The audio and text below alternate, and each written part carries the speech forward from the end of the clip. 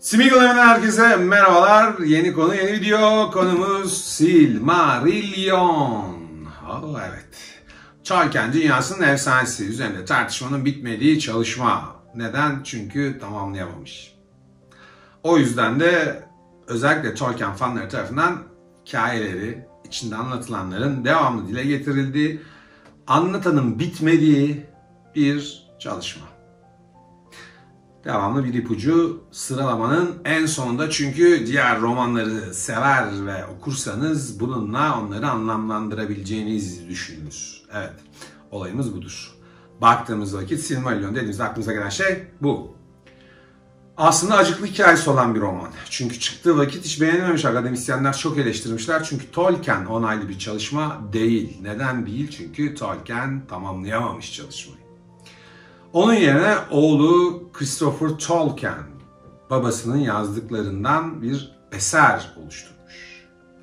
En azından biz böyle biliyoruz. Ancak Guy Gavriel Kay isimli bir fantastik roman yazarı, aynı zamanda bir tarihçi, bu konuda Christopher Tolkien'e çok fazlasıyla yardımcı olmuş. 1977 yılında ilk kez piyasaya çıkan bir çalışma bu ve Allen & Unwin basım evinden piyasaya sürülüyor. Ancak dediğim gibi ilk çıktığı zaman popülaritesi son derece düşük. Hatta şöyle söyleyeyim, zaten totalde baktığımızda Silmarillion 1 milyonun biraz üzerinde bir kopya bastırıp yayınlanmış ve satılmış bir çalışma. Ancak rakipleri olan Hobbit ve Yüzüklerin Efendisi'ne baktığımızda 100 milyonun üzerinde bir kopya basımı ve satımı var. Bu açıdan baktığımızda zaten Silmarillion belki de hak ettiği yere gelememiş diyebiliriz. Ancak bunun sebebinde belli karmaşalar, Tolkien'in tamamlayamamasından dolayı Christopher Tolkien ve Guy Gavriel Kay'in o aradaki boşlukları doldurmasında ve bunun bir tutarsızlık yaratmasını söyleyebiliriz. Çünkü tarzlar benzemiyor. Evet, ne dedik? Silmarillion, evet, Tolkien dünyasının efsanesidir. Konuş bitmez. Her türlü tartışmaya açık. Ancak yazıldığı dönemde ilginç bir olaya öncülük ediyor. Bunu net olarak söylemek lazım. Bu arada kendisini de şöyle yavaşça fokusu bozmadan yerine bırakıyoruz. Evet, nedir hikayesi? Dediğim gibi çalışmaya başlıyor Tolkien bu konuda. Kendi yarattığı dünyanın öncesini, onun öncesindeki o Hobbit ve Yüzüklerin Efendisi'nin öncesine götürmeye çalışıyor insanları. Oradaki olayları yansıtmaya çabalıyor. Ve bu çabasına başarılı oluyor. Evet, oluyor. Biraz karışık oluyor ama oluyor. Evet, bu konuda da çok bir tartışmaya sanırım gerek yok. Hikaye aslına bakarsanız ilginç bir kökene, ilginç bir tarza sahip. Nedir? Mitopoia dediğimiz, bu daha doğru oldu. Mitopoia. Bu bir Helenistik Yunan terimi. Nedir? Yaratılmış veya sonradan kurgulanmış bir mitolojik edebi esere bu ismi veriyorlar. Hikaye olarak devam ediyorsa mitoloji olarak kalıyor. Apayrı bir şey ama bunu bir edebiyat eseri haline getirdiğinizde karşına çıkan ifade mitopoia. Ve Tolkien bu ifadeyi, hatta mitopoik diyorlar bazı yerlerde. Evet. Bunu o dönemin 1930'ların edebiyat kültürünün içine alıyor ve bırakıveriyor. Sonuçta birçok şeyi başarmış bir yazardan bahsediyoruz. Doğal olarak bunu yapmak da kendisinin çok zor olmuyor. Evet, dediğim gibi yaratılmış bir mitolojik edebiyat eseri ortaya çıkartıyor ve 1930'larda yaptığı çalışmalarla beraber bu kavramı o günün popüler edebiyat dünyasının içine de iteleyiveriyor. Bu şekilde yine bazı tarzların, bazı o günün popüler kavramlarının öncüsü olma alışkanlığını da devam ettiriyor Tolkien. Evet, Silmarillion hikayemizi doğal olarak bir videoda bitirmeyeceğiz. O yüzden buna belki bir bölüm 1 gibi bir ifade vermemiz çok normal. Ne yapıyoruz? Çok fazla dikkati dağıtmamaya çalışarak Silmarillion hikayesine odaklanmaya devam ediyoruz. Evet, o 1977 yılı Allen & Unwin dediğimiz işte bu arkadaş. İlk baskı. Evet, bunu dayımın evinde bulmuştum. İngiltere'de okuduğu zamandan getirmiş sanırım. taşınmalarda benim verdiğim hasarları saymazsak kitapta çok iyi durumdaydı. Evet, ne diyorduk? Romanın tarzı veya çalışmanın tarzı mitofobia. Mitofobia nedir? Dediğim gibi bir Helenistik Yunan teriminden bahsediyoruz. O mit yaratmak anlamındaki terminoloji. 1931 yılında aslında biraz daha spesifik hale getirirsek Tolkien'in bunu o kültürel edebiyata ya da popüler kültür edebiyatına sokma tarihini 1931 yılında Tree and Leaf birçoğumuzun bildiği bir şiir kitabı olduğunu varsaydım. Bu Tolkien çalışmasıyla beraber mitofobia dedikleri kavram edebiyat dünyasının içine dahil olmayı başarıyor. Kimler var bu tarzın içinde? Şu an dahi kabul edilen bir listemiz var. Tolkien tabii ki burada var. C.S. Lewis bu işin içinde. Lord Dunsany burada. William Blake, işte Mr. Hogarth, Rider Haggard burada ve biraz daha popülere geçmek gerekirse J.K. Rowling Harry Potter ile bu listenin içinde yer alan yazarlar. Bunlar bu mitofobia denilen hikayeyi edebiyat kültürünün içine, daha doğrusu girdiği yere destek veren yazarlar veya girmesini sağlayan grup. Başka nereden örnek verebiliriz? Mesela sinemadan örnek vermemiz gerekirse George Lucas Star Wars'la yine aynen bu akımı devam ettiren, belki de farklı bir noktaya veya farklı bir profesyonellik düzeyine getiren karakter. Daha sonrasında bir başka sektörel yaklaşıma bakalım. Kim? Richard Wagner. Richard Wagner de klasik müzik temsilcisi bu akımın veya bu terimin. Kendisinin yazdığı bazı senfonik bestelerin tamamen kendi kurduğu o mitik dünya üzerine olduğu kabul edildiği için Richard Wagner de bu grubun içinde. Ekstrem bir örnek vermek gerekirse böyle sıra dışı olsun diye Black Death Metal dinleyenlere ve Black Metal mi oluyor tam bilemiyorum, çok dinlediğim ve hakim olduğum bir müzik türü değil. Orada Immortal diye bir ünlü grubumuz yine Blashirik gibi okunduğunu varsaydığım bir dünya kuruyor kendisine, bir kuzey dünyası buzlarla kaplı, içinde çeşitli varlıkların yer aldı ve bunu albümlerinin konusu olarak kullanarak aynen bu söylediğimiz akıma, bu mitopoia akımına katkıda bulunanlar arasına giriyor. Yani sadece edebiyatla da kalmıyor kavram. Popüler kültür sayesinde müziğe, sinemaya, birçok yere de yayılıyor. Silmarillion'a geri dönelim, biraz dağıldık değil mi? 1914 yılında yazmaya başlıyor Tolkien Silmarillion'u aslında. Ve o dönemler belli notlar alıyor ve bu notlar, daha doğrusu çalışmaları geliştirmeye çalışıyor. 5 parçadan oluşuyor aslında Silmarillion ve bunu yazmaya başladığında 1. Dünya Savaşı'nda bir İngiliz ordusunda bir subay ve hastalık izni dolayısıyla o sırada hastanede tedavi altında ve bu şekilde hikaye yazmaya başlıyor. Biraz evvel dediğim gibi tam 5 bölümden oluşuyor. Bakalım o 5 bölüm, böş neydi? O 5 bölüm acaba neler? Bir de onlara bir bakalım isterim. Evet, ne demiştik? 5 bölüm. 5 bölümden oluşuyor Silmarillion. Tolkien'in o Yüzüklerin Efendisi ve Hobbit öncesinde Orta Dünya'da ne olduğuna dair çabalarının artık bir getirisi, bir anlatımı olarak algılayabileceğimiz çalışmada 5 bölüm var. İlki Ainu Lande diye geçiyor. Landi. İstediğiniz gibi okuyabilirsiniz burada. Bence. Benim fikrim bu. Bu Ea'nın, yani yarattığı dünyanın nasıl oluştuğu, temellerinin neye bağlı olduğuyla ilgili bir bölüm. Hatta bunun İngilizce bir ifadesi var. World that is diyorlar. Yani işte dünya bu. Hani bunu nasıl yarattık? Al burada var diyor. Ainu Lande. İlk bölüm bunu anlatıyor. İkinci bölümü Valaquenta. Orada da bu Ea'nın süper güçlerini, süperstarları olan Valar ve Maya grubunu bir şekilde anlatıyor. Ne olduğu, ne yapar, ne eder gibi bazı detayları burada vermeye çalışıyor büyük üstad. Ama unutmayalım, gerçekten yani 1977 yılında piyasaya ilk çıktığında tutulmamış bir hikayeden bahsediyoruz. Aslında bu açıdan da bu detaylar biraz daha ilginç hale geliyor bence. Konuyu 3. bölüme getirdiğimizde Quenta Silmarillion karşımıza çıkıyor. Burada ne yapıyor Tolkien?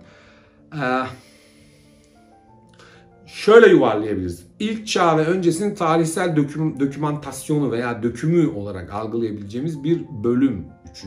bölüm. Benim kişisel favorim sadece fonetik açısından 4. bölümdür. Çünkü onda Akallabet gibi bir ismi vardır 4. bölümün. Bu da bayağı oldukça bence fonetik olarak efsane bir durum. Burada ne anlatılır? İşte Numenor'un çöküşü, Numenor'un adanın yok oluşu ve Numenor halkının daha sonraki hayatları veya daha sonra başlarına gelenlerle ilgili bir bölümdür 4. bölüm. Akallabet de hani fonetik olarak çok böyle bence havalı bir isim veya artık nasıl adlandırırsanız. Son bölüm Of the Rings of Power and the Third Age. Burada da Hobbit ve Yüzüklerin Efendisi öncesinde olmuş, daha doğrusu o olaylara yol açan gelişmeleri aktardığı bir bölümdür. 5 bölümden oluşan Silmarillion'un açılımında bu şekilde yapabiliriz. Tolkien dünyasının en çok konuşulan konularının içinde olduğu bu 5 bölüm. Burada her şekilde her türlü yorum, bitmek bilmeyen tartışmalarla karşılaşabileceğiniz bir oluşumdan bahsediyoruz. Tekrar söyleyeyim neydi? Ainulandale 1. bölüm, 2. bölüm Valaquenta, 3. bölüm Quenta Silmarillion, 4. bölüm Akallabet ve 5 Of the Rings of Power and the Third Age olarak geçiyor ve Silmarillion'un 5 bölümünü oluşturuyorlar. Evet. Nereden başlıyoruz? Şimdi yavaş yavaş kapanışa geçiyoruz. Kapanışta ne yapacağız? Son birkaç şey daha söyleyeceğim. Sonra diğer bölümlerinde kitabı inceleyeceğiz. Şimdi ilk açılışta söylediğim bir noktaya geleyim. Kitap piyasaya çıktığı zaman hiç ilgi görmüyor. Hatta çok ciddi eleştiriler alıyor akademisyenlerden. Diyorlar ki yani Tolkien onaylı bir kitap değil ama Tolkien dünyasını anlatıyor, kabul edilebilir bir durum değil diyorlar. Ama aslında tabi burada Tolkien'in amacı ne? 2 tane amacı var. Birincisi Orta Dünya, o tutan Hobbit ve Yüzüklerin Efendisi'nden sonra o kitapların başlangıç tarihini, yani neler o olayları oraya getirdi bunu anlatmak istiyor. İlk amacı bu. Aslında ilk çabası da bu burada ama bunu başarabiliyor mu? Tabii tamamlayamadığı için tam kararını verebildiğini de zannetmiyorum. İkinci amacı nedir? İngiliz mitolojisini, İngiliz kültürünü, İngiliz tarihini yansıtabilmek istiyor aslında. Asıl amacı bu. Bu konuda belli yanılsamalar çoktur. Hani şunu değil de daha çok adamın İngiliz kültürüne dair bazı referansları vermek istediği bir çalışma bu Silmarillion. Kendi kültürünü, kendi birikimlerini aktarmak istiyor. Ve dediğim gibi videonun başına da bir yerde söylemiştim. Hani hastanede rahatsız, 1. Dünya Savaşı'ndan geliyor, izinli, hastalık izni var ve o sırada yazmaya başlıyor. Ve ilk 2 bölüm Kayıp Öyküler kitabı. Şu anda da piyasada çok rahatlıkla bulabileceğiniz bir çalışma bu. Tol Eressëa adasını bulan bir denizcinin Eriol isminde, evet. Eriol isminde bir denizcinin elflerin adasını bulmasıyla başlıyor olay. Ne yapıyor? Daha sonra elflerin işte hikayesi anlatılıyor bu çalışmada. Ve bu şekilde girizgahını yapıyor Tolkien. Bu noktada da şimdi iyi bir yaklaşımımız olacak. Nedir? Bunu unutmayalım. Bu Eriol ismini unutmayalım. Çünkü bu asıl Silmarillion hikayesinin önemli noktalarından biri. 1926 yılında mitoloji skeçleri adı altında bu Silmarillion'un ilk çalışmalarını tamamlıyor. Bu bahsettiğim konsept üzerinden. Ve 28 sayfa o sırada bu olay. 28 sayfadan oluşuyor çalışma. Skeçler ismini verdiği şey. Ve 1930 ve burada Turin'in hikayesi anlatılıyor. Bunu da unutmayalım, arada hemen belirtmek isterim. Turin'in hikayesi anlatılıyor 28 sayfalık çalışmada ve 1937 yılında Hobbit'in kazandığı popülerite, halk arasındaki hızlı yayılışı, onu o bir belli noktaya çıkarmasıyla beraber bir cesaret bu çalışmasını sunuyor Alan Unwin'e. Silmarillion adı altında. Bu da kısa bir şey yani sonuçta. Ancak reddediliyor. Diyorlar ki çok fazla Kelt kültüründen gidiyor.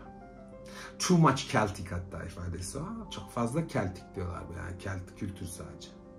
Böyle bir şey olmaz. Sen bize Hobbit'in devamını yaz diyorlar. Şimdi bu referansa nereden vardıklarını söylersek, Eriol ismi Elfwine denen bir Anglo-Sakson, Kelt kökenli bir isimden yola çıkarak bu ismi buluyor. Zaten daha önceden Beowulf çalışmalarında biliyoruz. Birçok bu tür şey vardır bilinmeyen ancak A True, işte Sir Gawain and the Green Dragon, işte Tree and Leaf, bunlar Tolkien'in güzel çalışmalarıdır ama diğerleri kadar popüler değildir bunlar. Hani gerek çeviri olması, gerek işte kendisinin ilk dönem eserleri olmasıyla beraber bu tür bizlere kazandırdıklarını çok fazla popüler kültürde görmeyiz, bilmeyiz. Ne demiştik? 1937'de evet Red alıyor Alan Unwin'den. Diyor ki Hobbit'in bir devamını sen hazırla bize, biz onu yayınlayalım. Ancak o çalışmalarda bizleri Yüzüklerin Efendisi'ne götürüyor. İşte bazen aldığınız bu kötü cevapların pozitif, yani sizi artıya götürecek sonuçları vardığında buradan görüyoruz. Dediğim gibi bu Silmarillion geliştirmelerini yapmaya çalışırken bir anda karşımıza Yüzüklerin Efendisi üçlemesi çıkmış oluyor. Gerçi o da üçleme olarak başlamıyor ilk başta da. Bu geliştirmelerde neler var? Şimdi şöyle söyleyeyim. Birçok kültürel işte hikaye değişikliği, detay yazarken en sonunda bir bakmışsınız karşınıza bir Yüzüklerin Efendisi olayı çıkıyor. Neyse bunları yayınlıyor, o da çok tutuyor biliyoruz ki. Ve daha sonrasında 1950'lerde tekrar bu Silmarillion'a bir eğileyim ben diyor. İşte elf kültürünü, elflerin hayat dinamiklerini, işte orkların kökenini, Arda'nın yapısının içinde bulunan kötülükleri falan yazdığı belli başlı çalışmalar yapıyor Tolkien. Ancak dediğim gibi hikayeyi tamamlama şansını elde edemiyor.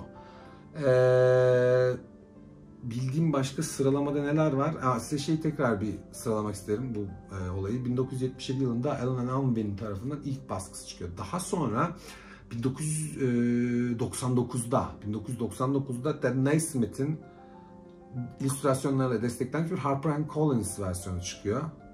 Belki Ted Naismith onda değil de daha sonrasında olabilir. 2008'de Ted Naismith'in süslediği Silmarillion versiyonu karşımıza çıkıyor. 28 dile çevriliyor bu çalışma. 28 dile çevriliyor.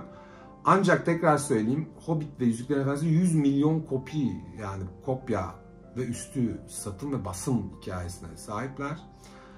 Silmarillion ne yazık ki 1 milyonda, biraz daha üstünde.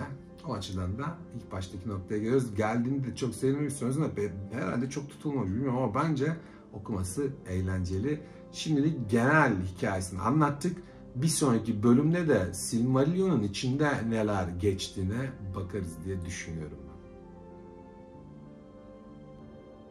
Evet, Tolkien dünyasının belki de en çok konuşulan, belki de üzerine en çok tartışılan kitabı veya çalışması Silmarillion'un ön tarihini öğrendik diyelim.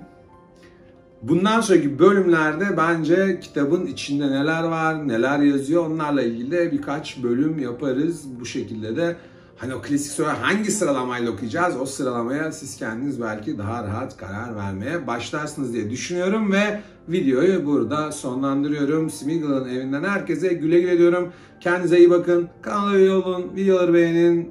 Biliyorsunuz bu rutinleri. Kendinize iyi bakın, hoşça kalın. Smeagol'un evinden tekrar ve tekrar hepinize iyi günler, iyi aylar, iyi yıllar, güzel hayatlar diliyorum. Hoşça kalın. Keyfinize bakın.